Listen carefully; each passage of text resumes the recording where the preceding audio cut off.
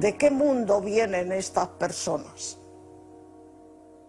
Éramos tan lejos de su mundo que parecía que venías de otras galaxias, de sitios que ellos no podían entrar en su imaginación que existieran, ni cómo vestíamos, ni cómo llevábamos para comer, ni cómo hablábamos, ni cómo...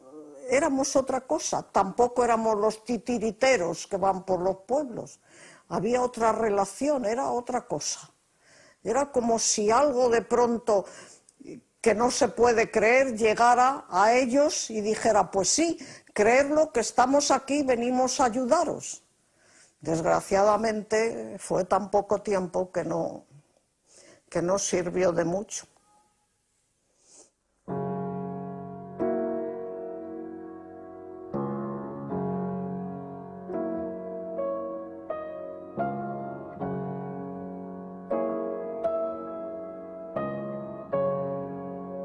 Las misiones pedagógicas fueron creadas por la Segunda República para llevar cultura, entretenimiento y progreso al mundo rural.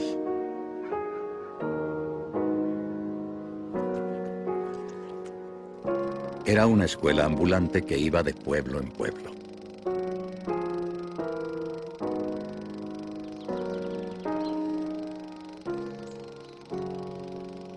Algo tan aparentemente sencillo como llevar cultura a los pueblos se convirtió en una de las acciones más luminosas y emblemáticas del primer gobierno republicano.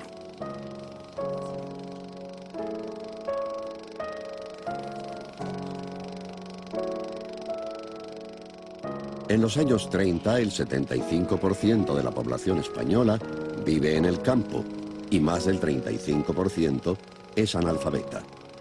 La educación en el mundo rural está abandonada por unas clases dirigentes que viven en la ciudad. Los maestros están mal pagados y desmotivados. Cuando en 1931 triunfa la República, se pone como objetivo superar este atraso, igualar las oportunidades del campo y la ciudad y hacer saber a los campesinos que ellos también son ciudadanos de la República. La miseria que había en los pueblos era tan horrorosa que entonces se decía, cuando seas padre, comerás un huevo, porque entonces los huevos se partían para dos en las familias modestas. Trabajar mucho para vivir, para poder comer pan y alguna patata. ¿No te creas? Entonces oías hablar de la miseria que había en el campo en España, pero yo no la había visto. Y entonces con las misiones tú veías a aquella gente que verdaderamente era la miseria.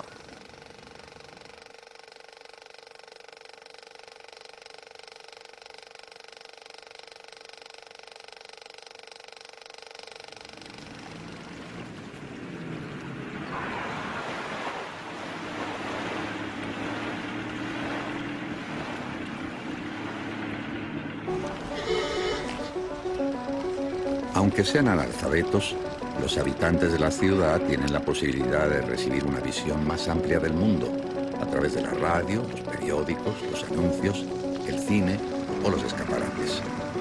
Esta educación indirecta es lo que el pedagogo Manuel Bartolomé Cosío llama la cultura difusa. En este sentido, la distancia que separa el campo y la ciudad es inmensa. Mientras unos disfrutan de los avances del siglo XX, otros viven una existencia casi medieval.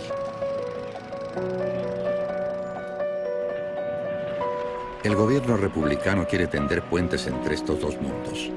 Para esto se crean las misiones pedagógicas, para que el campo, a través del cine, la música, el teatro o los libros, sea partícipe de esa cultura difusa que disfruta la ciudad.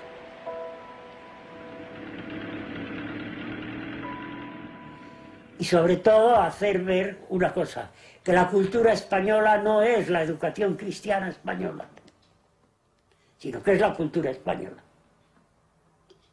Es una educación civilizada en vez de una educación religiosa. Esas son las misiones pedagógicas. Acercar al pueblo al tesoro de sabiduría nacional, no precisamente que hagan novenas y que recen y que hagan tal. Es otra cosa.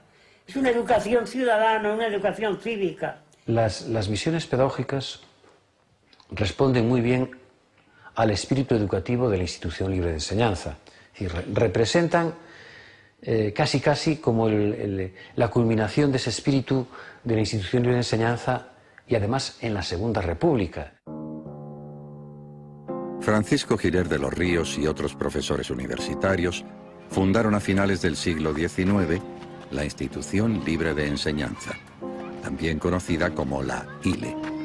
Su intención era modernizar España, reformando y mejorando la educación en todos sus niveles. Pero no hay que olvidar el movimiento, el interés por la educación de los grupos anarquistas. No hay que olvidar el interés por la educación también del Partido Socialista, a través de las casas del pueblo, o de la Escuela Nueva, por ejemplo, que funda Núñez de Arenas. No hay que olvidar las universidades populares, unas que tenemos controladas y otras que desconocemos, pero hubo unas cuantas.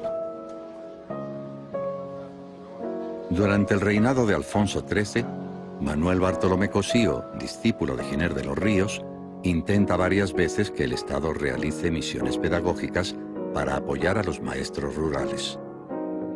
Cosío, que había sido profesor de la ILE y director del Museo Pedagógico, es uno de los intelectuales más respetados de su época.